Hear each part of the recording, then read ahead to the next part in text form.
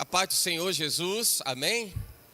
Louvado seja Deus, nos alegramos no Senhor nesse dia, porque a graça dele é o nosso sustentáculo, né? O Senhor é a nossa base, a nossa força, é a razão de nós estarmos encorajados para a gente avançar, a gente seguir e cumprir o propósito, né? Então fala para quem está perto de você, eu te encorajo a você viver a missão, o propósito. Diga-se, não desista do seu chamado, não desista da sua vocação. Amém? Louvado seja Deus, Pai, bendizemos, Senhor, o teu santo nome. Tu és santo, Pai, estás entronizado em meio, Senhor, à adoração do teu povo na terra. Assim nos reunimos, Pai, nessa manhã, não, Senhor, como quem sustenta, ó Deus, um motivo humano, Senhor, ou uma razão própria, meu Senhor, egoísta para viver, mas como quem sabe que vive, Senhor, pela fé, que vive, Senhor, na dependência de Deus, que vive, Senhor, segundo o benefício, o beneplácito, Pai, da Tua vontade. É assim, Senhor, que nós nos colocamos nessa manhã, Senhor.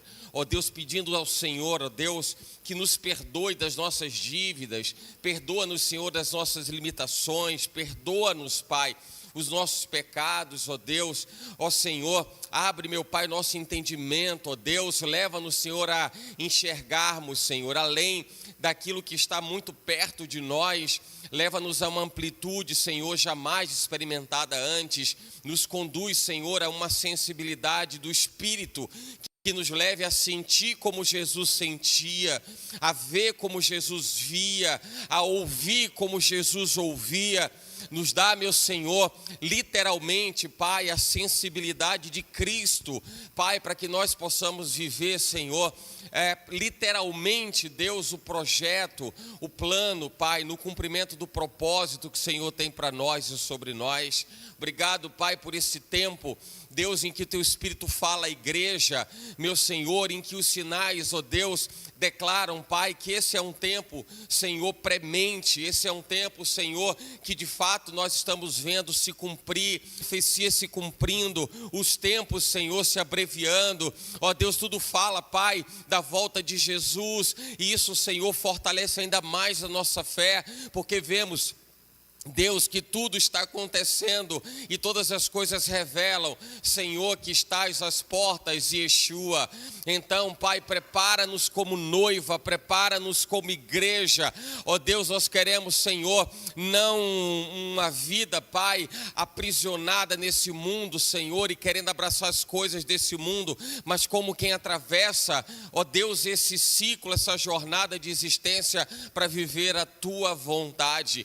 Nos ensina, Pai, a enxergarmos a Tua vontade para que ela prevaleça para sempre, Pai. Muito obrigado, querido Deus. Estamos certos do Teu Espírito sobre nós, meu Senhor, nos acobertando. Ó Deus, estamos debaixo da sombra do Onipotente, das asas poderosas do Senhor. Ó Deus, da grandeza, excelência e majestade que cobre, meu Senhor, e que nos reveste, em nome de Jesus. Obrigado, querido Deus. Assim colocamos, Pai, esse tempo de adoração, de dedicação ao Senhor em Tuas mãos, e que tudo seja para a glória do Teu santo nome. Você pode dizer amém por isso? Amém. Você que está com a sua Bíblia, pode abrir em Mateus capítulo 28. Mateus capítulo 28, vamos fazer a leitura dos versículos 19 e 20, para a gente falar um pouco a respeito da missão, da vocação, do cumprimento do chamado. E eu quero que essa mensagem, desejo que essa mensagem seja encorajadora, para que você avance, para que você se fortaleça, para que a gente possa ir além, em nome de Jesus. Amém? Mateus 28, então, versículos 19 e 20. Se você encontrou, diga glória a Deus. Amém. O texto diz assim, os dois versículos, né? Então eles dizem assim: portanto, ide, ensinai todas as nações, batizando-as em nome do Pai e do Filho e do Espírito Santo, ensinando-as a guardar todas as coisas que eu vos tenho mandado. e eis que estou convosco todos os dias. Diga, todos os dias. Aleluia, até a consumação dos séculos. Pode tomar seu assento, glorificando a Deus, exaltando ao Senhor. Eu quero começar a falar a respeito dessa mensagem, conforme aquilo que Deus trouxe ao meu coração, compartilhando as nossas duas últimas e mais recentes experiências, em que a gente pôde viver isso, cumprir exatamente o propósito, o nosso chamado. Nós estivemos realizando na sexta-feira, nós realizamos a ação social, uma ação de abordagem, de evangelismo, mas também de suporte social para as pessoas em condição de vulnerabilidade. Então rodamos aqui pela região do nosso entorno e vimos o quanto há uma disparidade, né? O quanto há um distanciamento do que a gente realmente vive, dos nossos dias. Isso é importante para as nossas reflexões, porque às vezes tem pessoas que estão reclamando, sabe aquela coisa que se diz assim, está reclamando de barriga cheia? Já ouviu isso? Reclamar de barriga cheia. E quando a gente vê a condição de muitas dessas pessoas, a gente percebe que de fato, muitas vezes nós estamos reclamando de barriga cheia.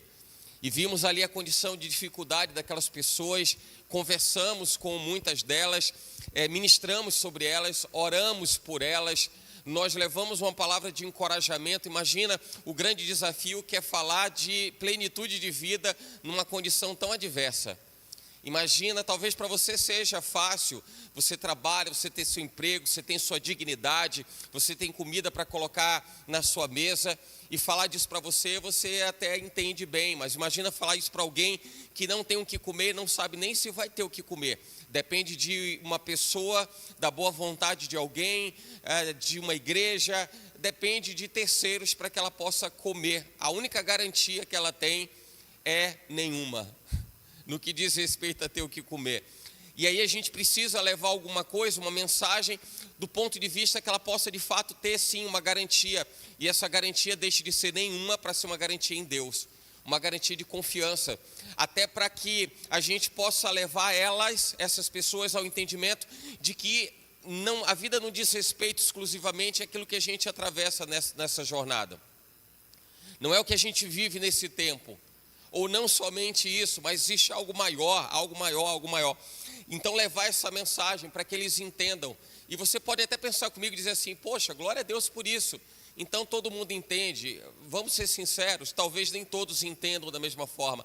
Eu creio que algumas pessoas captam isso e digerem espiritualmente isso de uma forma favorável, mas nem todo mundo consegue discernir da mesma maneira. Então, possivelmente para algumas pessoas, ouvir a mensagem que nós levamos foi apenas assim, um alento momentâneo, porque na cabeça delas, talvez o pensamento fosse, e amanhã como vai ser? E amanhã como vai ser? Tem muita gente que questiona o fato da gente alimentar um relacionamento com Deus. Já vi muita gente evangelizando pessoas, e as pessoas dizerem assim para mim, já ouvi isso, essa frase que eu vou dizer para você, eu já ouvi isso. Não é que eu estou fazendo aqui uma conjectura, não. Eu já ouvi isso, de pregar o evangelho para alguém e a pessoa dizer, e eu dizer para elas assim, para essa pessoa dizer assim, confie em Deus, acredite em Deus, não, Deus vai prover, e a pessoa dizer para mim assim, mas Deus vai pagar as minhas contas? Deus vai pagar as minhas contas? E a gente percebe o quanto as pessoas estão distantes, de fato, daquilo que é o propósito de Deus, porque elas querem trazer Deus para a sua realidade, para o seu mundo. Não é esse o projeto de Deus. O projeto de Deus é nos tirar deste mundo e nos levar para uma realidade de eternidade. É diferente. E aí as pessoas imaginam que relacionamento com Deus é mudar uma perspectiva de desejos que ela cultiva no mundo, sabe? É assim, eu vou me aproximar de Deus porque Deus pode me dar aquilo que eu não consigo no mundo em que eu vivo. No mundo que eu vivo eu quero muito dinheiro, não consigo ter muito dinheiro, eu vou para Deus porque Deus vai fazer uma mágica e vai fazer com que eu ganhe muito dinheiro. No mundo em que eu vivo, a minha presunção, a minha soberba, a minha vaidade me leva a buscar as coisas para mim, são os meus objetivos. E não interessa ou não interessam os objetivos dos outros, é o que eu quero. E como eu não consigo aqui, eu vou buscar Deus, porque Deus vai me dar. E se Deus não me der, eu vou colocar em xeque a existência de Deus. Ou então, se acontecer, eu vou dizer que isso foi milagre. Então o homem sempre vai buscar alguma alternativa para ele se esquivar das suas responsabilidades e jogar isso na mão de Deus. Ou Deus não existe porque não faz acontecer, ou então se por acaso aconteceu, não, Deus fez milagre. Isso é milagre, isso é milagre. A gente tem ministrado muito, falado ultimamente a respeito da glória de Deus na abundância e na escassez. O apóstolo Paulo dizia isso: eu sei ter na abundância, sei também viver na escassez. E Paulo sabia reconhecer a glória de Deus nos momentos mais difíceis e nos momentos mais agradáveis. A vida não é feita somente de momentos difíceis e nem somente de momentos agradáveis. A gente precisa entender que sejam momentos agradáveis ou difíceis, a gente precisa estar conectado a Deus. Se a gente está conectado a Deus, o momento bom é um momento bom e fim de papo. Se a gente está conectado em Deus, o momento ruim é um momento ruim e fim de papo. Porque a minha vida não depende dos bons ou dos maus momentos. A minha vida depende de Deus. Então nós vivemos esses dois momentos. Eu falei do momento da sexta-feira e tivemos ontem também o momento do bazar. Duas ações diretamente ligadas a pessoas. E pessoas que não necessariamente têm o hábito de estarem na igreja, nem aqui e nem em outra igreja qualquer. Mas ainda assim a inclinação da igreja, Deus inclina o coração da igreja para que ela se preocupe com pessoas.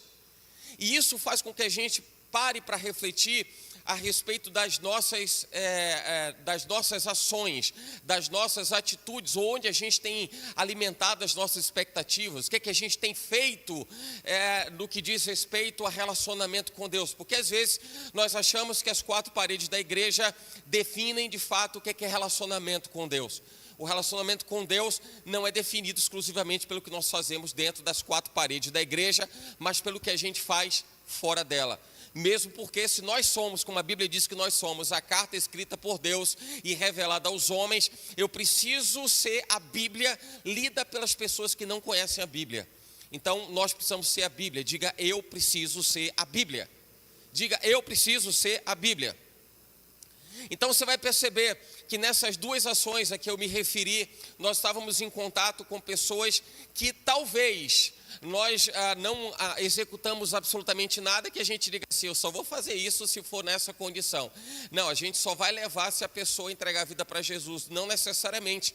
Nós estamos fazendo aquilo que nos cabe, aquilo que Deus espera que nós façamos. Nós não abrimos as portas da igreja para bazar na perspectiva de que alguém que conheça o Evangelho entre. Não é isso. A gente abre para pessoas. E quando o Senhor Jesus disse, vinde a mim, todos vós que estáis cansados, sobrecarregados, Ele não foi seletivo. Ao contrário disso, Ele foi extremamente abrangente e aberto, dizendo, quem quiser beber dessa água, venha e beba. E a retórica que a gente encontra naquela experiência da mulher em Samaria, e aquele poço onde Jesus estava, juntamente com aquela mulher samaritana, ali Jesus deixou muito claro para ela, como deixa muito claro para todos nós, que Ele é a fonte inesgotável. Se você souber quem te pede água, Jesus disse isso para ela, se você soubesse, mulher, quem é que te pede água. E Ele aí propõe para ela, dizendo assim, mas a água que eu te der, você nunca mais vai ter sede, porque a água que eu te der fará dentro de você uma fonte eterna, uma fonte que vai te conduzir, te levar para a eternidade. Esse foi o propósito de Jesus naquele episódio com a mulher samaritana. Mas eu quero trazer novamente para os nossos dois momentos de experiências que nós tivemos saindo das quatro paredes da igreja. Por que eu estou sendo tão enfático com relação a isso? Para chamar a sua atenção de que nós não somos discípulos se nós apenas guardamos o nosso conforto e fazemos aquilo que apenas nos apraz. E o que é o nosso conforto e que apenas nos apraz? De repente estar na igreja em dado calendário, a gente define quando quer estar na igreja, quando eu desejo estar na igreja, e quando eu estiver na igreja eu vou estar num lugar confortável, cercado de pessoas muito boas, generosas. Olha quantas pessoas generosas, boas tem do seu lado. Dá uma olhada aí, só para você ver aí. Dá 180 graus, 180 graus assim, ó. Não dá 360 não, que quebra o pescoço. Então dá uma geral assim. Isso é legal, claro que isso é bom. A Bíblia fala de comunhão e o quão é bom a comunhão, né? A gente está no meio dos irmãos, quão bom e quão agradável que os irmãos vivam em união. Então isso é importante, mas a gente não pode se confortar nisso. A gente não pode entender que isso somente é igreja, ou ao menos eu não posso entender que o meu relacionamento com Deus me faz ser igreja. Afinal de contas, cada um vai dar conta de si mesmo a Deus, então cada um que se vire. Não, eu não posso ter essa mentalidade, não posso me preocupar dessa forma, porque eu estaria contrariando uma lógica natural do ministério de Jesus. Jesus não se preocupou só com ele. Aliás, se ele se preocupasse com ele, ele sequer diria assim: Pai, se quiseres, afasta de mim este cálice. Não precisaria. Ele mesmo, sendo Deus, ainda que não tivesse usurpado a condição de Deus, ele poderia ter cumprido aquilo para o qual o seu coração assim desejasse. Fazer a vontade do Pai foi o que Jesus em todo o tempo dizia: minha vontade é fazer a vontade do meu Pai. Então, Jesus não viveu para si, Jesus viveu para cumprir o propósito. Jesus não viveu para realizar as suas vontades, Jesus viveu para realizar a missão, para cumprir a sua vocação. E é isso que nos aproxima dele. É isso que nos aproxima dele. Você deve ver um monte de gente que tem Bíblia debaixo do braço, não tem? Tem gente que usa a Bíblia como desodorante. Usa como desodorante, porque sequer abre a Bíblia. É mais fácil você encontrar uma Bíblia debaixo do braço da pessoa do que uma Bíblia aberta, ela lendo aquilo que no texto ou nos textos ali estão escritos, né? O que está escrito na palavra. Então, eu quero chamar a atenção a respeito da missão e trazer esse entendimento para que a gente possa discernir, e cada um vai poder discernir intimamente, internamente, como tem se posicionado frente à sua missão. Então, se apresse no cumprimento da sua missão, se apresse no cumprimento da sua vocação. Não viva o conforto de estar nas quatro paredes da igreja, no ar-condicionado, de repente em alguma atividade, algum evento, e a gente acha que isso é suficiente. A gente acha que é suficiente, ou de repente numa atividade em que mobilize alguns departamentos da igreja. E isso é muito bom, não está errado, não está errado a gente ter um departamento de dança e a gente ter dança num determinado evento, a gente ter um teatro num determinado evento, a gente ter a mobilização dos irmãos sustentando uns aos outros dentro da igreja, da estrutura da igreja, do funcionamento dela. Não há problema nenhum com relação a isso. Eu quero chamar a atenção apenas para o nosso fora da igreja. A nossa não é o indoor, sabe? Não é dentro, é o outdoor, é fora. É a gente sair, a gente encontrar pessoas que elas vão poder nos hostilizar ou elas vão poder nos abraçar, nos acolher. Elas serão receptivas ou elas serão abrasivas. E a gente vai sentir a rispidez das pessoas, não importa. Bem-aventurado é você, Jesus disse isso, você é bem-aventurado se por causa dele falarem todo mal contra você. Ele diz: alegrai-vos e exultai, grande é o vosso galardão. Ainda que também a gente não vá fazer alguma coisa esperando o galardão, porque seria uma grande tolice alguém viver o seu ministério na terra pensando no galardão. Se tem alguém na terra que diz assim: olha, Jesus, estou fazendo isso só porque eu estou pensando no galardão, o que é que o senhor vai preparar? Já vi muita gente assim pegando a passagem das escrituras que fala das ruas de ouro da cidade eterna e dizendo assim: meu Deus do céu, cidade de ouro, meu Deus do céu. Eu já fico imaginando alguém que está pensando em arrancar um pedaço do piso para tentar negociar no mercado paralelo, porque a rua é de ouro, ela vai ganhar alguma coisa, está fora. O chamado para a rua de ouro é mostrando a excelência, a grandeza e a pureza de Deus. Mas tem gente que pensa na recompensa, o que é que vai ser o galardão. E o galardão não é o iPhone 16, o galardão não é o PlayStation 5, 6, sei lá o quê.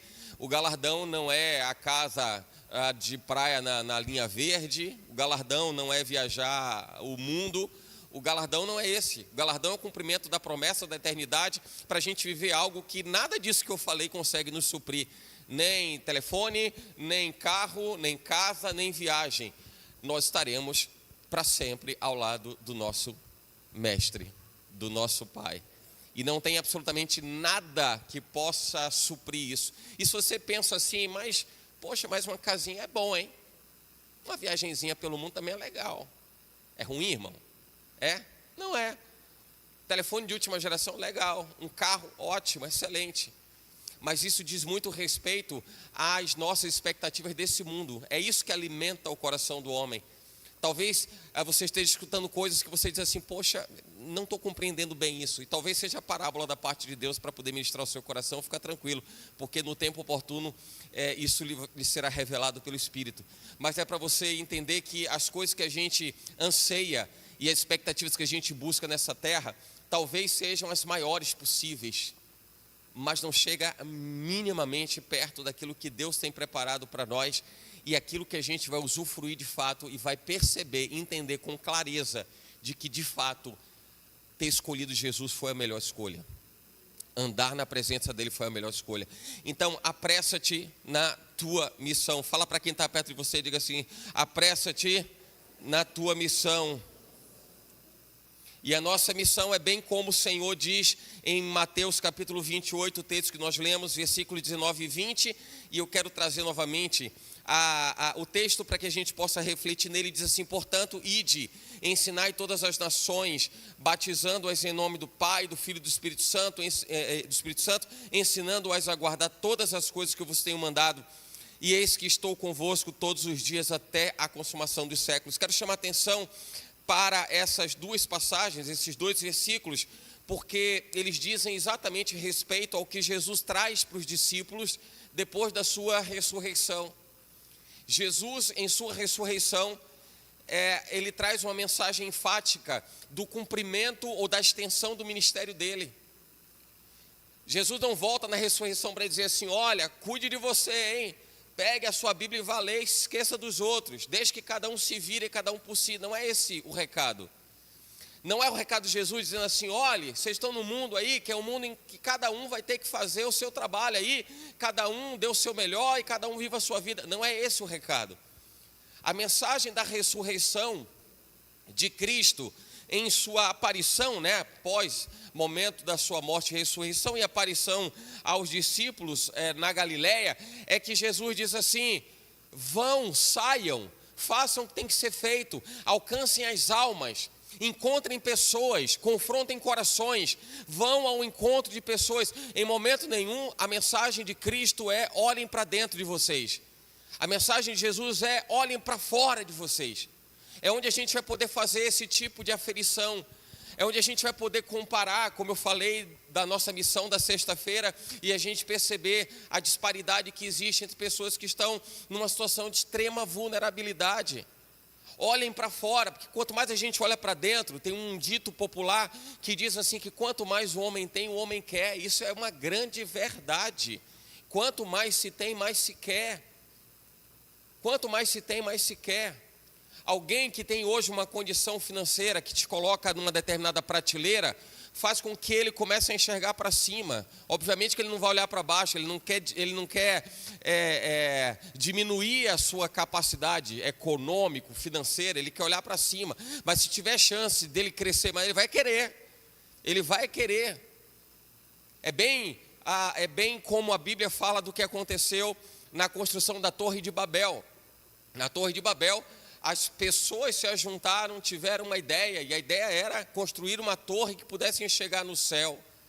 E chegando no céu, obviamente, Deus enxerga no coração do homem um sentimento como semelhante ao de Lúcifer, quando disse: eu me assentarei aos lados da banda no norte, eu estabelecerei o meu trono acima das nuvens de Deus. Ele começa a estabelecer uma presunção, ele começa a alimentar uma vaidade, uma vontade, e dentro dessa vontade deixar Deus de lado. O homem que começa a buscar cada vez mais ter, ele começa a se afastar mais de Deus, porque ele começa a confiar mais nas coisas que ele tem do que confiar em Deus que ele não vê.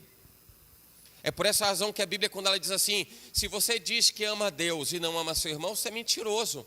Porque se você não ama seu irmão que você vê, é algo que é ali palpável, você consegue ver, é gente, tem carne e osso, às vezes mais carne, às vezes mais osso, mas tem carne e osso.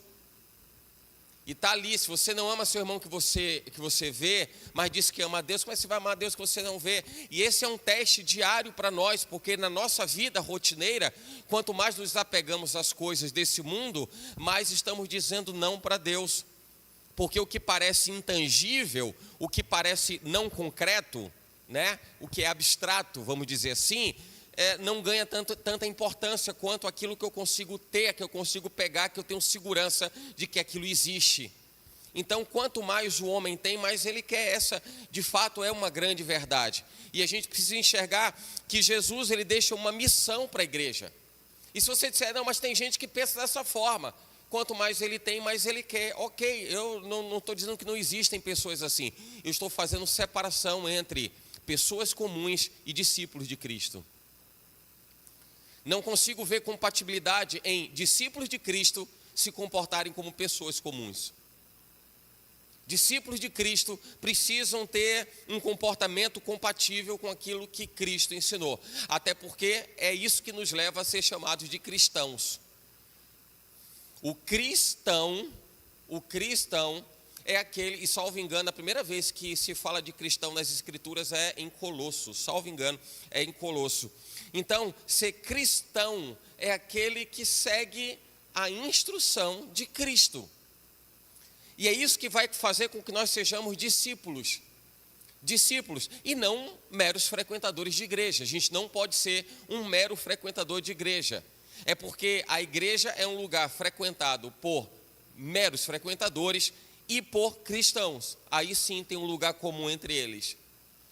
Mas eu quero chamar a atenção para a missão, a responsabilidade, a vocação. Então Jesus, ele diz assim, ide por todo mundo. O recado de Jesus para a igreja é, ide por todo, saia.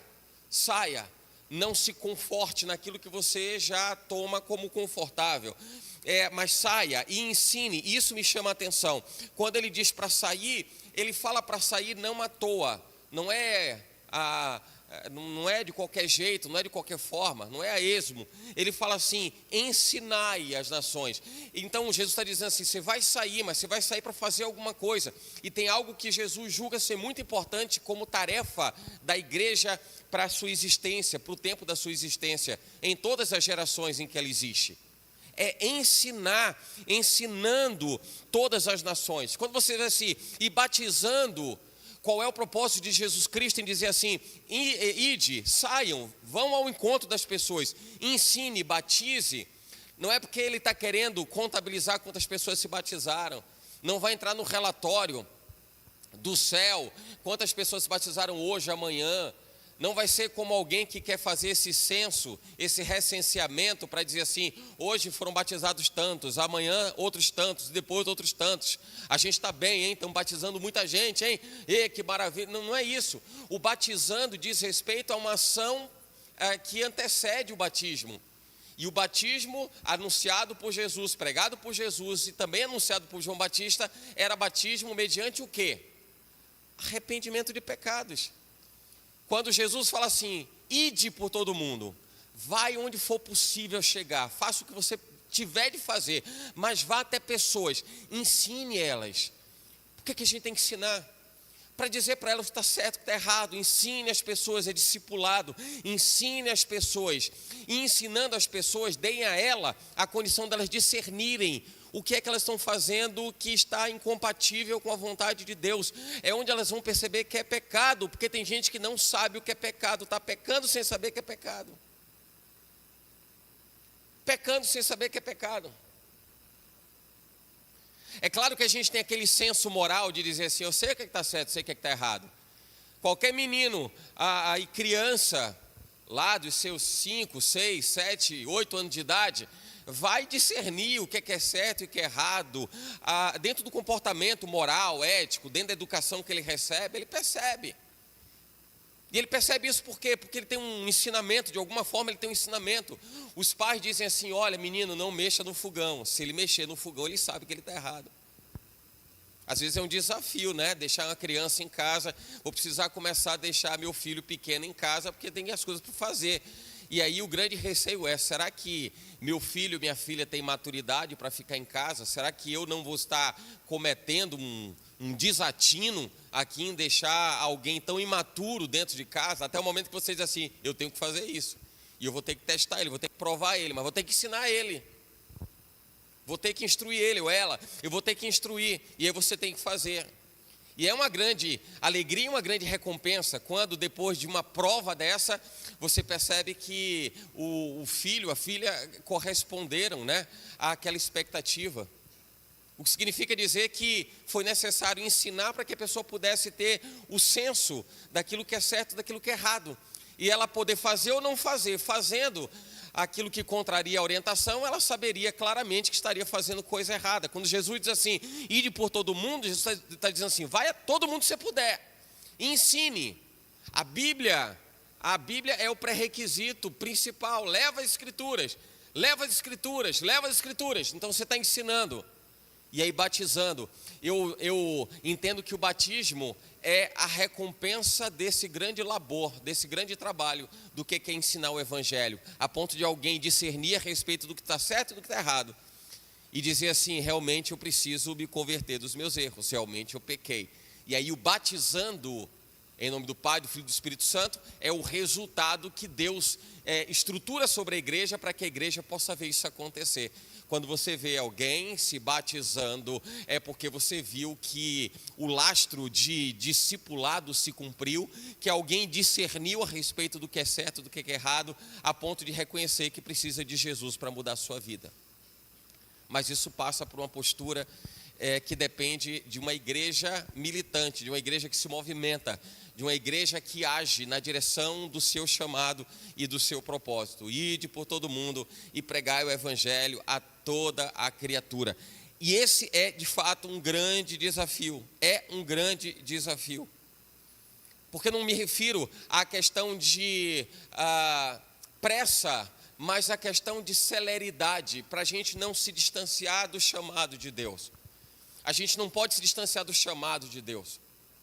Quando a Bíblia faz menção às 7 igrejas da Ásia, a Bíblia fala do comportamento de muitas delas. Algumas delas estiveram muito distantes daquilo que Deus esperava, algumas bem próximas a ponto de serem consideradas, ou de ser considerada a igreja modelo, ideal.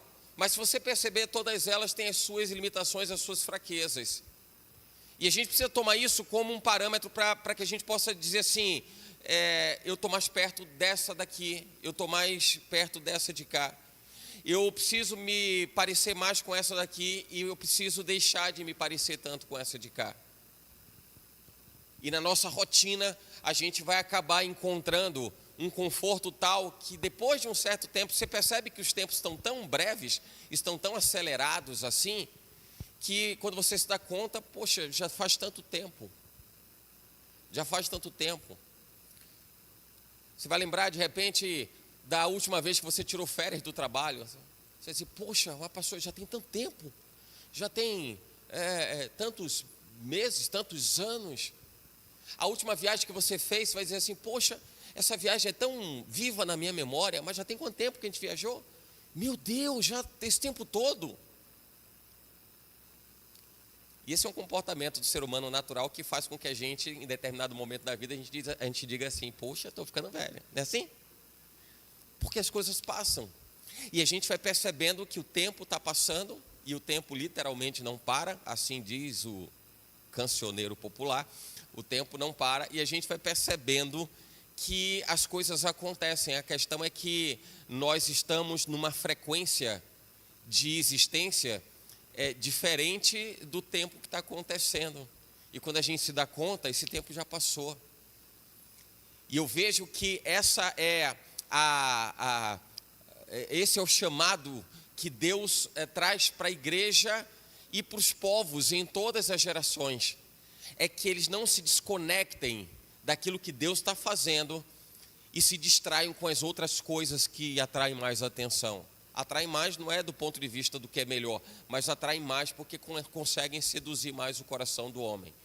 Então, ir por todo mundo, pregar o Evangelho, ensinar, batizar, e Jesus ainda diz assim, eu vou estar com você, que é a garantia de que a gente não está sozinho, nem está fazendo um trabalho de qualquer jeito, de qualquer forma, mas o suporte necessário para ir. É bem como um pai, uma mãe que está ensinando a criança a andar. Vocês vão se lembrar das experiências que vocês tiveram com seus filhos, de verem primeiro ele engateando, e depois ele começa a esboçar algum movimento para andar, e aí nos primeiros momentos, de repente, você ficava preocupado porque viu o menino fazer ali, usar a parede como apoio. E aí era só levantar ali na parede e tomar um tombo, cair de costas, né? E aí fazer novamente, até você se compadecer e começar a andar mais perto, assim, pegar a criança por debaixo do braço, ali meio que está dando um suporte, a criança está lá andando. Deixa eu tentar simular aqui, irmão, já faz muito tempo que eu fiz isso, quando eu era pequeno, tá? Nem tenho lembranças tão claras a respeito, mas imagina você com a criança ali diz aí quanto tempo ali para começar a andar? Diz aí. 9 meses. 9 meses a 1 ano. Alguém falou 6 meses, isso aí é precoce. 9 meses a 1 ano, né? Então, o menino ainda não sabe, tem aquelas perninhas cheias de dobrinha, né? E aí tá ali, o pai bota os braços, ou a mãe, põe as mãos debaixo do braço da criança, a criança está ali tentando dar os passos, e você percebe que ela vai tombar, o que é que você faz? Você está ali, opa, estou aqui, né? Aí o menino dá uma travada, aí você também está notando que a coluna não vai aguentar ficar assim muito tempo. Aí você começa a encorajar o menino embora, aí você começa a dar um tombinho nele, ele começa a perceber, ele começa a andar de novo, mas ele vai perder equilíbrio, você vai e segura. É exatamente o que Jesus está dizendo, e esse que estarei convosco todos os dias, até a consumação dos séculos. Ao mesmo tempo que ele te dá suporte para você não cair, ele te dá um tombinho para te encorajar, dá uma empurradinha para dizer vai.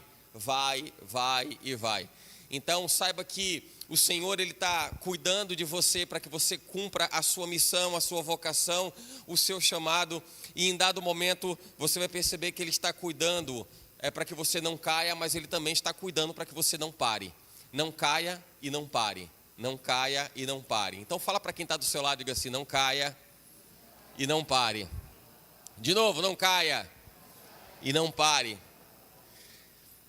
Talvez você vá precisar de alguém, um irmão, que possa te dizer isso mais vezes, para que você não acredite que apenas não cair é suficiente.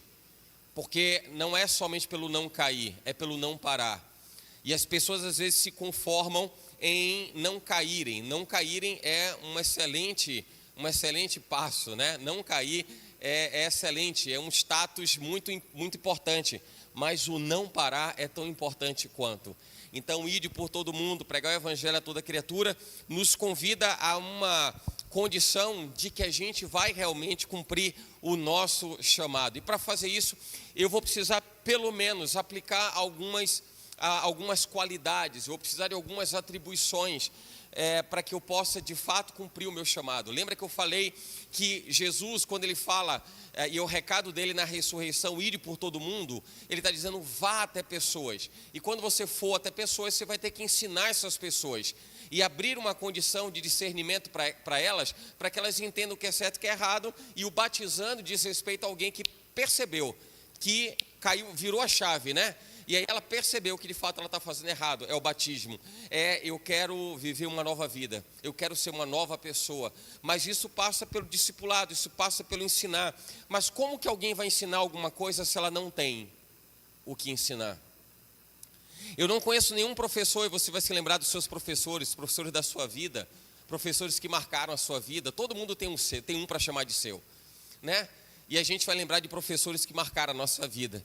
Professores que a gente se reencontrar, se fosse possível, reencontrar hoje, diria assim, como eu vi num vídeo recente de um policial que encontrou numa ação aí da polícia e tal, eu vi um vídeo desse recentemente, o policial que encontra uma professora e ele agradece muito a ela, não, meu filho, não, eu que agradeço, não, eu que agradeço a senhora mudou minha vida, a senhora, e eu percebi vendo aquele vídeo que aquele homem estava cheio de gratidão, gratidão pelo que ele tinha vivido, pelo que ele tinha aprendido. É como se ele tivesse encontrado ali um baú de tesouro, sabe, de joias preciosas, e de fato ele encontrou numa pessoa que esteve disponível para poder ensinar tudo aquilo que ela poderia ensinar. Então, nós percebemos que as nossas buscas estão exatamente onde se tem alguma coisa, onde se encontra alguma coisa. É buscar num lugar onde eu possa receber alguma coisa. E é por isso que Jesus traz isso como lastro da missão da igreja, ensinando-as a guardar todos os mandamentos. Ensina essas pessoas, ministra, orienta, instrui essas pessoas. O que eu percebo é que dentro dessas características, dentro dessas atribuições que o Senhor espera de nós, igreja, é que a gente realmente esteja firmado. É que realmente a gente esteja firmado. E talvez pareça algo inócuo, algo que não faz sentido. Mas claro, se alguém está na igreja, é alguém que está firmado na palavra. A grande decepção é que não necessariamente isso acontece. Estar na igreja não significa dizer que está firmado na palavra de Deus. E se você ler o que está escrito em 2 Timóteo, capítulo 2, versículo 15, você vai perceber que a Bíblia diz assim: procura apresentar-te como obreiro aprovado, de que não tem do que se envergonhar, mas que maneja bem a palavra da verdade. Ser o obreiro aprovado não necessariamente significa dizer se alguém que ocupa uma posição na igreja em que ele é chamado de obreiro. Mas o obreiro na Bíblia é chamado aquele que faz a obra, aquele que se predispõe a fazer alguma coisa em nome de Jesus. Quando eu falo em nome de Jesus, não é o jargão que muita gente usa em nome de Jesus. Tem um monte de gente fazendo besteira na vida e diz assim, em nome de Jesus. Eu estou dizendo, de fato, de pregar o evangelho em nome de Jesus, ou seja, carregar o nome de Jesus para poder fazer aquilo que apraz ao coração do Pai. Então, eu preciso cumprir o meu chamado, a minha vocação, mas eu preciso estar firmado na palavra. E eu vou dizer um negócio: muitas vezes as pessoas estão tão envolvidas com as coisas do mundo, com o seu dia a dia, com a sua rotina, e às vezes não tem tempo nem para ler a palavra. Às vezes não há tempo de parar para poder ler um versículo. Eu não perguntaria, obviamente eu não perguntaria aqui para ter uma resposta para mim, mas eu acho que cabe a pergunta para que cada um traga uma resposta para si mesmo. Mas quanto de tempo diário você dedica à leitura das Escrituras, se é que há tempo para isso? Então eu preciso estar firmado na palavra, e eu preciso cumprir minha vocação. Na medida em que eu não estou lendo a palavra, eu não estou preparado para cumprir o meu chamado. Entende isso? É a mesma coisa de perguntar a você assim, você faria uma cirurgia para um médico que não estudou medicina? Você entregaria o seu carro para ser reparado lá no que ele precisa? Você entregaria para um farmacêutico?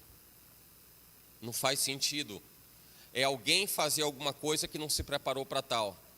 A Bíblia aponta à igreja, ou para a igreja, uma responsabilidade de ensinar o evangelho. E quando eu falo igreja, eu estou falando de pessoas, tá? Não estou falando da instituição, eu falo pessoas. Então, quando o Senhor ele vocaciona pessoas para que elas possam ensinar a respeito do evangelho, elas precisam minimamente entender o que tem escrito nas Escrituras. E se alimentar disso, e se preparar nisso. Como que alguém vai fazer isso se não tiver tempo, pelo menos para poder ler um versículo, minimamente, parar para poder dar vazão, dar tempo, enquadrar na sua agenda diária, enquadrar um momento para dizer, esse é um tempo que eu preciso me alimentar para ser a igreja que o Senhor espera que eu seja, para que eu esteja vocacionado a cumprir o meu chamado, a minha missão. Não parece compatível, não é? Então, por isso que lá em 2 Timóteo, o texto diz assim, procura apresentar-te como obreiro aprovado, de que não tem de que se envergonhar, mas que maneja bem a palavra da verdade. Você conhece o que está escrito. Você não se envergonha por duas razões. Uma, por conhecendo o que está escrito, não fazer errado do que está escrito, e a outra, de você saber rigorosamente que você está defendendo uma bandeira, e é uma bandeira que você conhece os seus pressupostos. Você fala do evangelho e você conhece o evangelho. Talvez você tenha algumas lembranças de abordagens de pessoas. Eu tive essa semana, uma pessoa estava em horário de trabalho e não pude nem atender a pessoa, mas eu percebi do que se tratava. Alguém que bateu na minha porta. Você deve conhecer pessoas que batem assim na porta e que carregam as suas pastinhas e seus livretos. E a pessoa disse assim, eu queria falar contigo a respeito da Bíblia.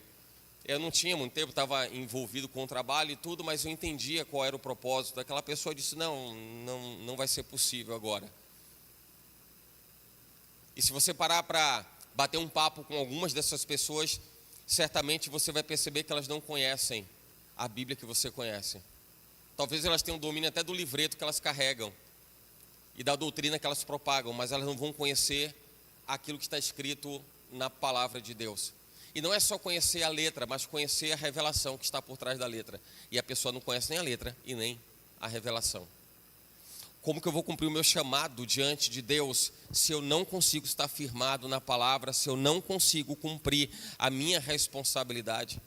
Se eu não consigo ser a expressão da glória de Deus? Jesus, em seu ministério, 3 anos, de 30 a 33 anos.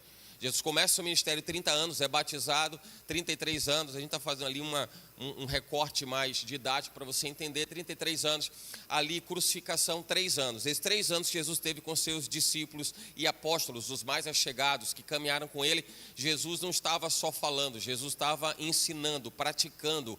O ensino era pelo que Jesus fazia, era muito pelo que do que ele falava, era muito pela palavra, muito do que ele falava, mas também, claro, pelo que ele fazia. Por isso que a Bíblia diz que nós somos a carta escrita por Deus, por isso que a Bíblia diz que sejam as nossas obras conhecidas diante dos homens. Não é porque obra salva ninguém, mas é porque obra faz a propaganda de alguma coisa que eu acredito, que eu defendo. Eu preciso mostrar aquilo, não por vaidade, não por soberba, mas preciso mostrar. Eu preciso mostrar isso quando eu saio para fazer um evangelismo na rua. Eu preciso mostrar para muitas pessoas que acham que fazer evangelismo na rua é somente conversa fiada de gente que se acha super crente, mas não consegue dar um prego numa barra de sabão por amor a outras vidas. Eu preciso participar de um bazar para que as pessoas possam saber que acordar bem cedo, num sábado, como a gente faz aqui na igreja, está às 7 horas da manhã, não é algo distante daquilo que Deus ensinou, instruiu para que nós fizéssemos, para que a gente pudesse abraçar pessoas e receber pessoas e falar para elas do amor que a gente diz conhecer.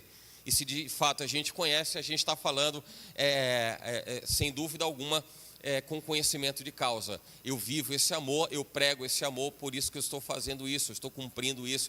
Então, eu quero chamar a atenção para, muitas vezes, a distância que a gente mesmo cria entre o que a gente fala e o que a gente vive. O que a gente declara e o que a gente vive. É muito comum a gente dizer assim para as pessoas, quando elas estão passando por uma aflição, e a gente diz assim, olha, está escrito, olha, entrega o teu caminho ao Senhor, Salmo 27, né, confia nele, tudo ele vai fazer e tal. E na primeira oportunidade de angústia, de aflição, está alguém que está desesperado. E aí a pergunta natural é assim, peraí, como é que você diz que você crê num Deus? Para confiar nele você está em pânico por alguma situação de vida. São essas realidades que a gente vive, são esses paradoxos da nossa vida em Cristo que precisam ser trazidos à tona, para que a gente possa enxergar o que está certo e o que está errado. E claro, na hora que a gente enxerga o que está errado, é para que a gente possa se corrigir, melhorar. É que a nossa vida, de forma geral, a nossa vida sempre foi pautada na acusação para o erro. Sempre foi assim. O menino, quando comete alguma coisa errada, ele é castigado. É ou não é? Fez alguma coisa errada, vai ficar de castigo. Ou ele, pelo menos ele vai ter uma punição. E a gente passou a entender que abrir o coração para revelar o que está errado é abrir a possibilidade de ser punido, de ser rechaçado, de ser rejeitado. Existe uma diferença no que diz respeito à punição e à correção.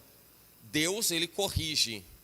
Deus, ele corrige. E eu entendo que esse é o ambiente do tratamento de Deus para a vida de pessoas, é a correção de Deus. Não é o castigo gratuito. Não é um castigo gratuito. É a correção de Deus.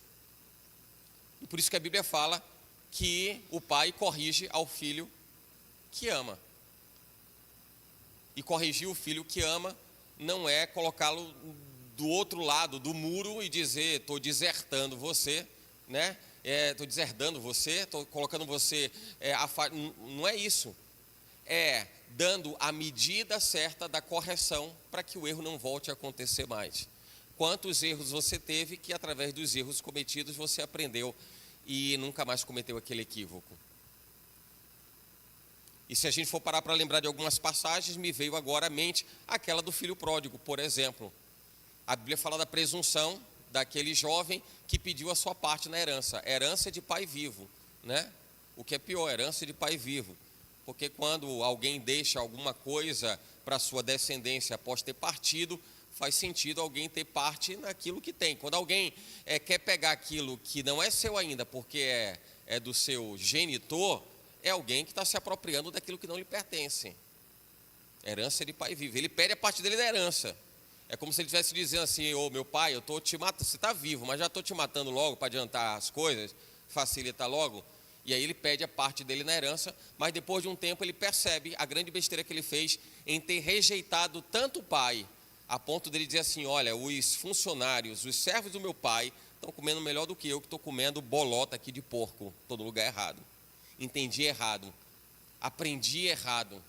Ele volta, e a grande lição dessa história é o filho pródigo retornar para casa reconhecendo os seus erros, para não errar mais, para não se equivocar mais. Então eu preciso estar firmado na palavra, eu preciso ler a palavra, eu preciso viver o que a Bíblia diz quando ela fala que o homem prudente é aquele que edifica a sua casa sobre a rocha. Porque vem os ventos, vem chuva, vendaval, vento sopra forte, mas aquela casa não cai. Está firmado sobre a rocha, ter a certeza de que você está num lugar que não é instável. E tem muita gente que está pisando no lugar instável. Tente ficar de pé numa região muito argilosa e que esteja muito encharcado. Você vai perceber que você está num lamaçal, é onde o carro atola, é onde você pisa e você vê aquela lama saindo por entre os dedos do pé.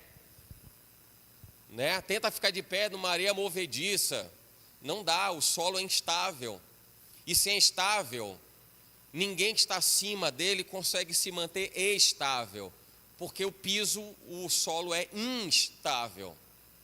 A Bíblia, quando fala de Jesus que é a rocha, fala de estabilidade, e rocha é um negócio interessante. Se você aprofundar na questão de configuração química da rocha, você vai perceber que a composição da rocha é formada por partes que não sofrem alteração com o tempo, não sofrem alteração por conta de clima, de temperatura, não sofrem absolutamente nenhuma alteração. Por isso que a Bíblia diz dela mesma que a palavra de Deus, ela é a mesma hoje, ontem, hoje, eternamente. Que nela não há mudança, e no Senhor não há mudança nem sombra de variação. É porque ela não está suscetível a alterações de acordo com as circunstâncias. A rocha é uma estrutura estável, e por isso que a Bíblia diz que a gente deve firmar os nossos pés sobre a rocha, e o homem prudente é aquele que edifica a sua casa sobre a rocha. E vem vento, e veja que quando o texto diz assim, vem vento, vem chuva, temporal, tempestade, terremoto, nada disso é capaz de mudar aquilo que é estável. Por isso que Jesus é a verdade, não é uma verdade. Aliás, se você escutar alguma coisa referente a uma verdade, é a maior prova de que aquilo é mentira. Não existe uma verdade, existe a verdade. E a verdade é uma estrutura indestrutível, porque só tem ela. Se ela abrir a possibilidade para qualquer outra coisa, ela não é mais a verdade, ela é uma possibilidade. Se a gente sai daqui e a gente toma o rumo da Ribeira, bairro próximo, se eu disser para você, você só tem uma forma de chegar lá. A forma de chegar lá é sair daqui, fazer assim, assim, assim, assim, isso é a verdade. Mas se você pode ir por aqui, pode ir por lá, pode ir por cima, pode ir voando, pode dar o jeito que for, eu estou dizendo que existem possibilidades. E quando Jesus diz assim, eu sou o caminho, a verdade, ele não está dizendo eu sou uma possibilidade. É o grande erro do mundo, que acha que tudo leva a Deus. Não é tudo não leva a Deus, é Jesus que leva a Deus. Porque não foi aberta nenhuma outra possibilidade de alguém encontrar Deus fora dele, a ponto da Bíblia dizer, fora de Jesus não há Salvador e não há salvação. Percebe que a gente precisa estar firmado na palavra, eu tenho que cumprir a minha missão, eu tenho que realizar a minha missão, eu preciso executar aquilo que Deus espera que eu execute. Isso diz respeito aos interesses de Deus, mais do que os meus próprios interesses. Se agora não vivo mais eu preciso entender que eu estou a serviço de alguém, e quem me leva a servir, quem me leva a cumprir o que eu tenho que cumprir, é o plano, o projeto, o propósito de Deus. E qualquer outra coisa que eu faço para cumprir ou viver a minha vontade, é a minha vontade. E eu repito, a minha vontade humana, olhando para dentro de mim, talvez não seja a sua vontade, ou a vontade do outro. Isso leva a gente a enxergar as possibilidades da vida, mas o que leva a Jesus é a verdade. E quem leva a Jesus é a verdade. Eu preciso estar firmado nas Escrituras por conta disso. Então, eu tenho que cumprir minha vocação, como é que eu não vou me alimentar disso? Como é que eu não vou me alimentar das Escrituras? Fala para quem está aí perto de você, diga assim: apressa-te, irmão, no seu chamado. Fala, apressa-te na tua missão. Cumpre a sua vocação. 1 Coríntios capítulo 2, versículo 16, a Bíblia diz que nós temos a mente de Cristo. Aí eu saio, entendo que eu preciso ter a palavra, mas imagina alguém que tem a palavra, mas não tem a mentalidade de Cristo. Tem a palavra, mas não tem a mentalidade de Cristo. Tem uma frase que em latim, talvez você ainda não tenha escutado, se eu não estiver equivocado, é cogito ergo sum. Cogito ergo sum, está em latim. Alguém já escutou essa frase? Talvez seja difícil você lembrar dela em latim. Cogito ergo sum. Mas talvez você já tenha escutado essa outra palavra que diz assim: penso, logo existo. Já ouviu essa? Penso, logo existo. É a mesma frase, só que uma está em latim. Essa frase, ela foi dita por um filósofo, René Descartes. A gente deve conhecer muito da matemática, porque ele também era matemático. Então, a frase de René Descartes, que ele diz assim: penso, logo existe, traz uma verdade que não veio com ele. Na verdade, isso está na Bíblia, capítulo 27 de Provérbios, que diz assim: assim como tu pensas em tua alma, assim você é. Assim como você pensa, você é. Então, imagina comigo, se a minha mentalidade é de Cristo, eu vou viver parecido com Cristo. Vamos fazer a via contrária. Se eu não estou parecido com Cristo, é porque a minha mente ainda não foi transformada. A minha mente ainda não foi modificada. Sabe que essa frase, penso, logo existo, a forma, se você buscar estudar um pouco a respeito dessa frase, você vai perceber que a forma mais adequada da tradução do latim, do cogito ergo sum, a forma mais adequada não é penso, logo existo, é assim: penso, portanto sou. A tradução mais adequada não é penso, logo existo, é penso, portanto sou. E que encaixa novamente como uma luva no texto de Provérbios 27, que diz: assim como você pensa na sua alma, assim você é. Então, se você alimenta um pensamento, e muita gente, eu falo muito com pessoas a respeito de comportamento ligado a emoções, e muita gente carrega uma emoção que diz assim: você não presta para nada. Então, o que é que ela vai ser? Alguém que não presta para nada. Você é burro. O que é que essa pessoa vai viver? Vai viver como um burro, ou achando que é. Então, a maneira como você alimenta a sua mente, isso vai fazer uma diferença brutal, uma diferença vital, porque Jesus convida a igreja para ter a mente de Cristo, não é ter a mente do mundo. Sabe aquela questão do sair do lugar, mas o lugar não sair dele? Se fala muito a respeito do que aconteceu com Israel na terra prometida, e principalmente naquela jornada transitória no deserto, que muita gente dizia assim: a gente não tem o que comer, seria melhor voltar para o Egito. O comportamento das pessoas não era um comportamento de alguém que era livre, era o comportamento de alguém que era escravo, porque eles viveram todo aquele tempo de escravidão. E aí normalmente se costuma dizer assim: eles saíram do Egito, mas o Egito não saiu deles.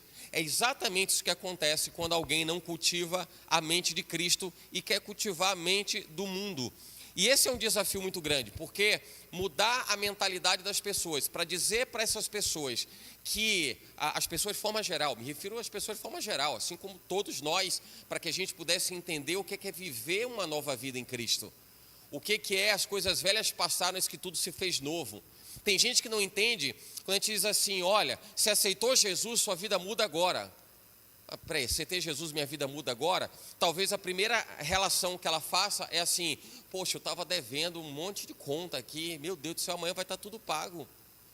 Olha, eu estava atolado de trabalho para fazer, eu entreguei minha vida para Jesus e Ele agora vai fazer para mim. E imagino que seja assim a primeira relação que as pessoas façam, assim como eu tive uma experiência em discipulado, e eu já contei para algumas pessoas, em que o recém-convertido, nessas aulas de discipulado, há muitos anos atrás, a pessoa me parou no final da aula e me perguntou: irmão, vem cá, me tira uma dúvida aqui, olha, entreguei minha vida para Jesus, eu tenho coisas que eu quero fazer na vida, eu quero realizar. Eu tenho vontade de trocar de carro, estou querendo muito, estou desejando muito. Eu tenho umas coisas que eu quero comprar para dentro de casa que eu não tenho, um equipamento de som, eu quero um som para dentro de casa, não tenho. E aí eu queria saber assim, como é que vai ser? Deus vai fazer isso como? Explique melhor assim, como é que vai ser, que dia vai ser, como é que vai acontecer? Alguém vem e traz, né? Como é que é a logística? Eu disse para ele, você vai entender melhor, não é bem assim. Aí eu tinha que ter ali uma forma, né? Um jeito, manobrar de tal maneira que ele não tomasse aquilo como afronta. Mas a nossa resposta literal seria o quê? Peraí, irmão, você está entregando a vida para Jesus, está buscando coisas desse mundo? Você não entendeu? Só que a gente entende, percebe que a maturidade é outra. Então, você vai dar uma resposta desse tipo? Não, não vai. Então, você vai, né, com muita paciência, né, de uma forma muito serena, muito longânima, né? Você vai dizer para aquela pessoa, não é bem assim, você vai entender melhor, mas não é dessa forma não. Tem algo melhor que Deus preparou para nós, você vai ver melhor do que isso, porque a mente ainda é uma mente ligada às coisas do mundo. A mente é ligada às coisas do mundo. Vá falar, por exemplo, o grande calcanhar de Aquiles hoje, e tem lá suas razões também, tá? Só para que a gente não tire um pouco da responsabilidade sobre nós, igreja como um todo, que diz respeito a dízimo e oferta, irmão.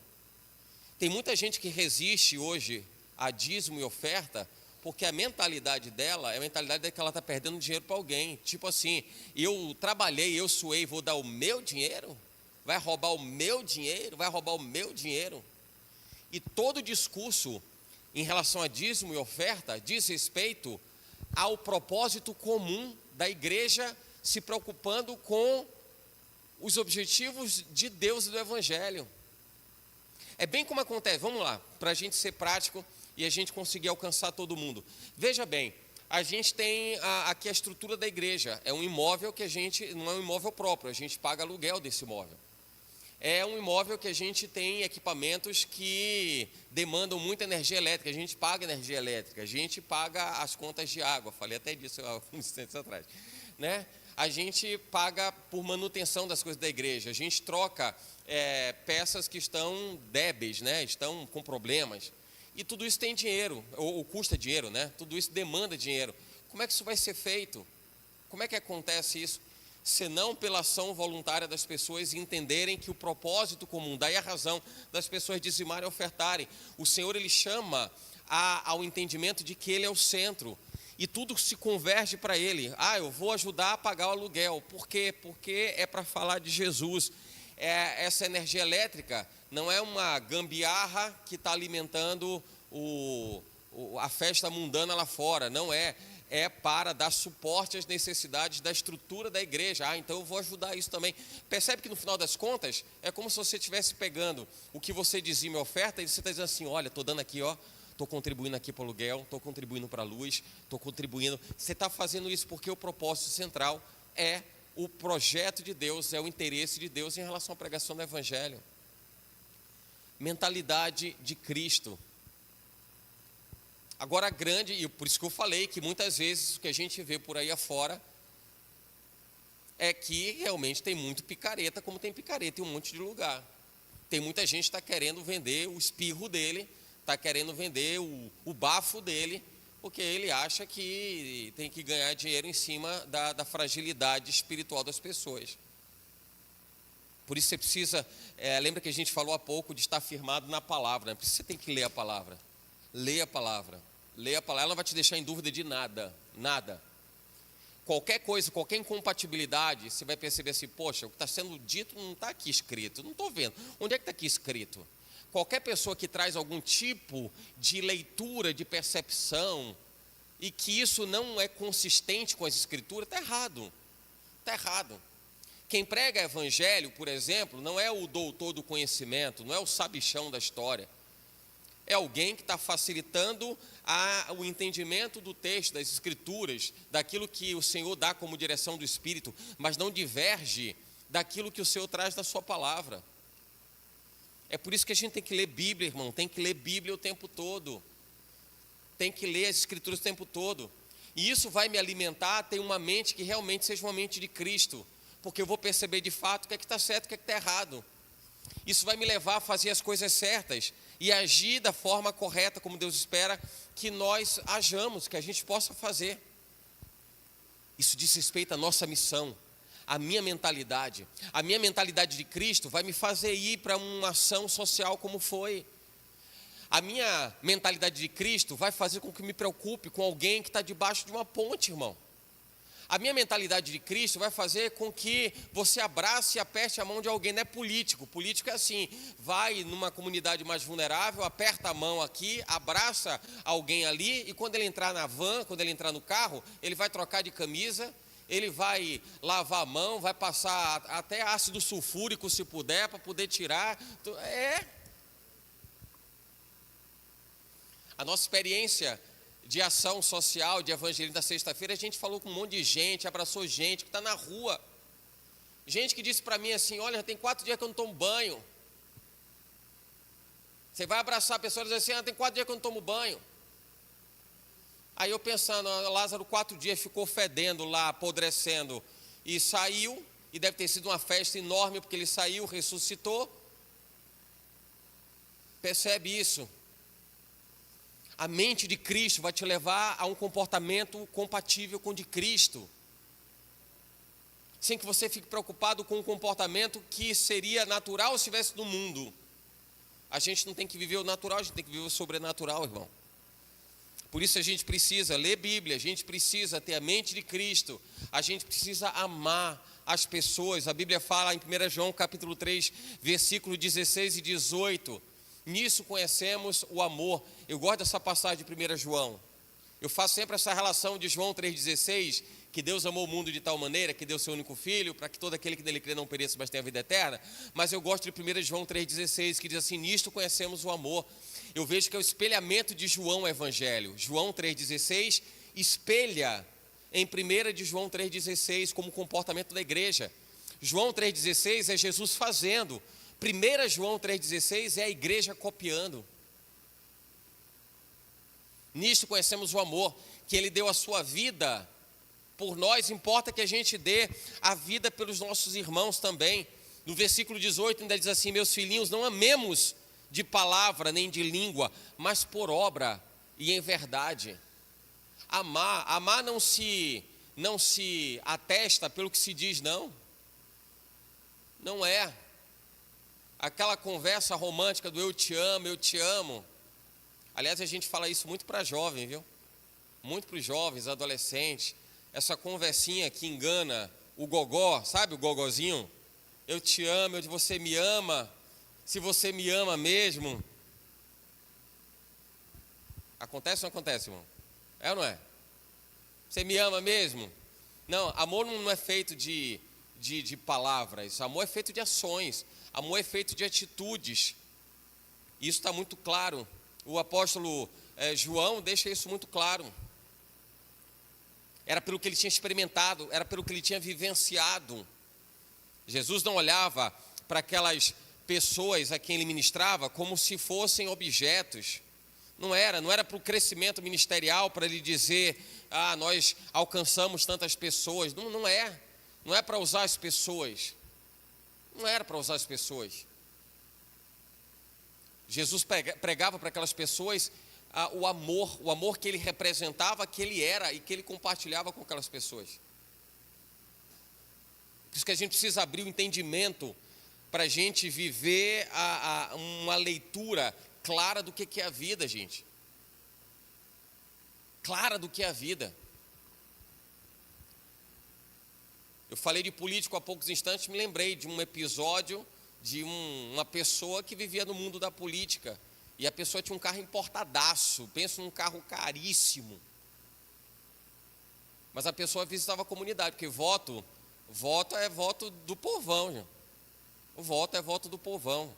Você pega o recorte financeiro social da nossa cidade, você vai perceber que a grande massa que gera voto está numa condição mais fragilizada.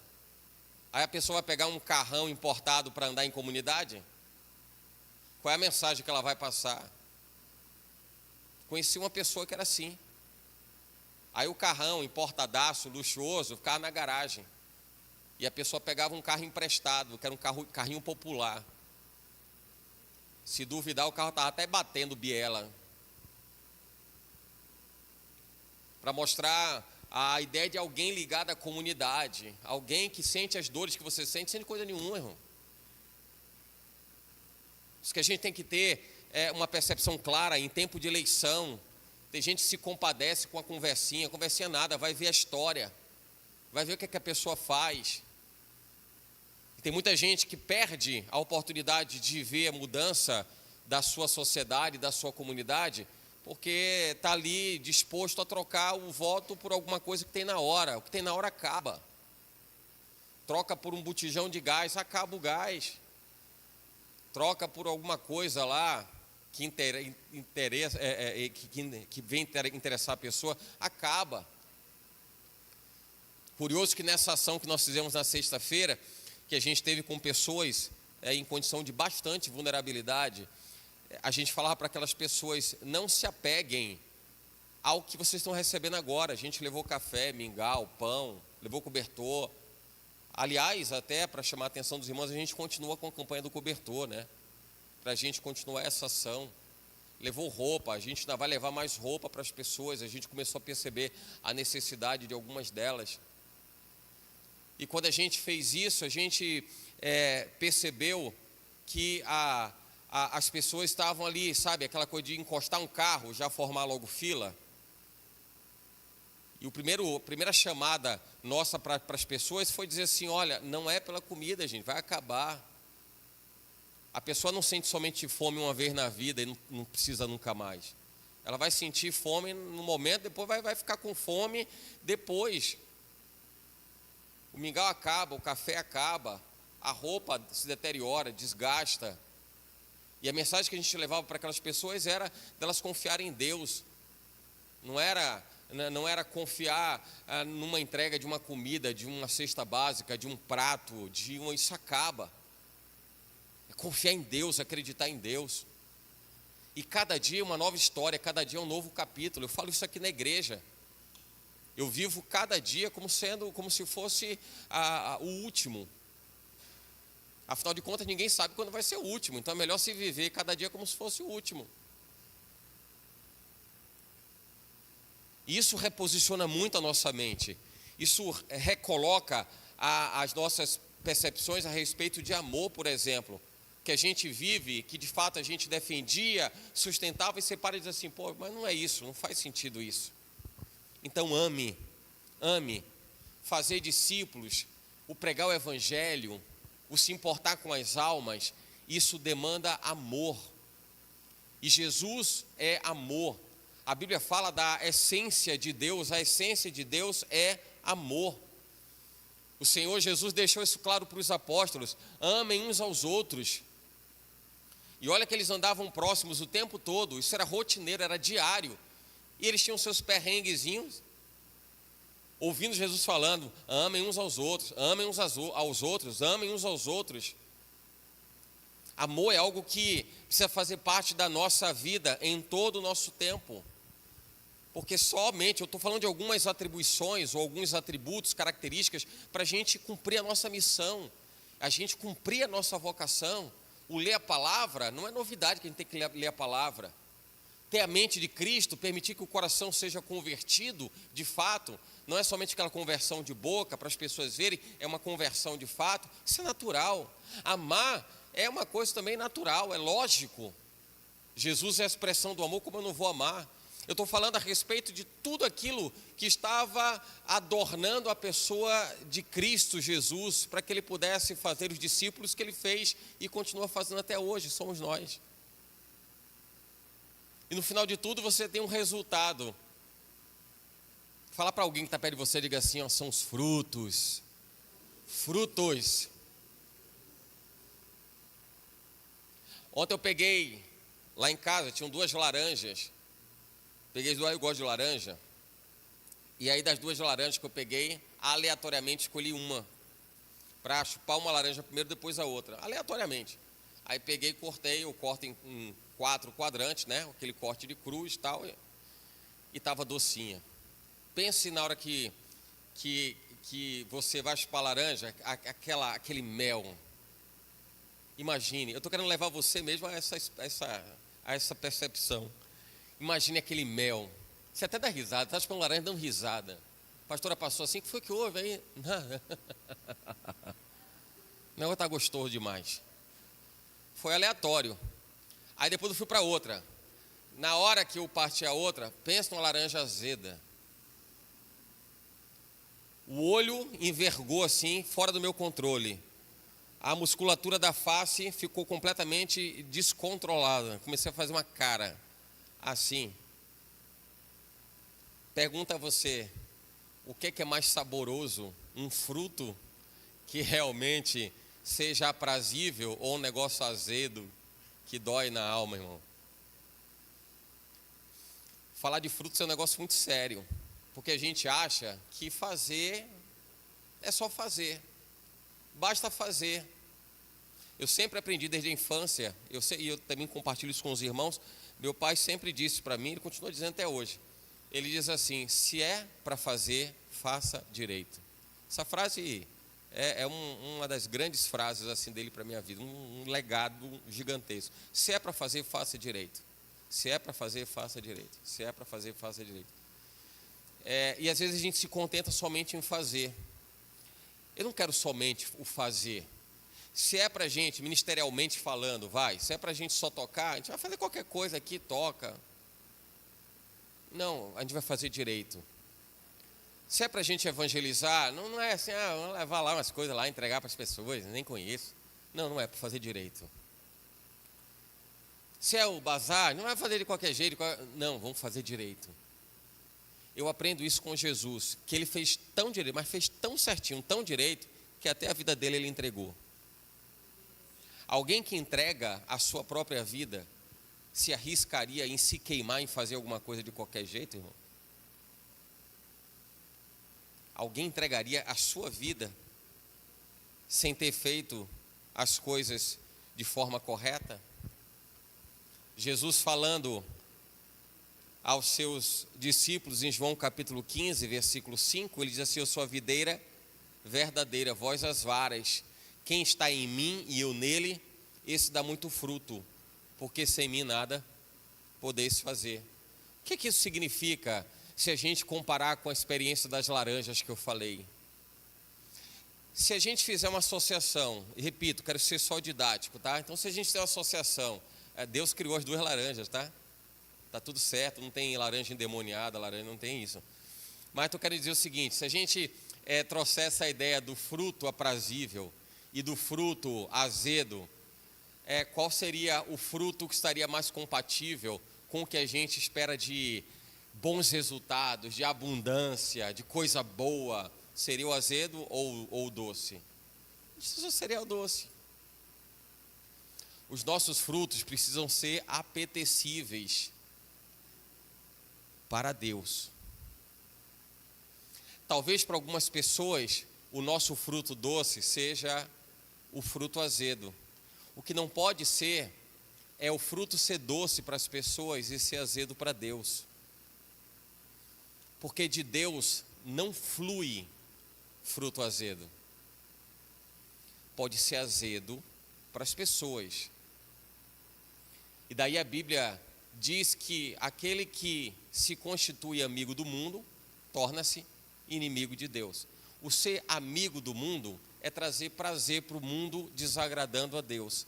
Esse tem um fruto docíssimo para as pessoas, mas muito azedo para Deus. Para que a gente possa viver o nosso chamado e vocação, eu vou precisar ter os frutos de Deus. E esses frutos serão suficientes, porque a aplicação deles vai ser ou para mudar a vida de quem precisa e vai azedar para muita gente, ou vai ser doce para reafirmar e para consolidar o caminho e o projeto que outras pessoas já estão vivendo. Amém? Viva a sua missão, cumpra a sua missão, realize a sua vocação e acelere para isso, corra para isso, se adiante para isso, porque os tempos se abreviam. Deus te abençoe em nome de Jesus.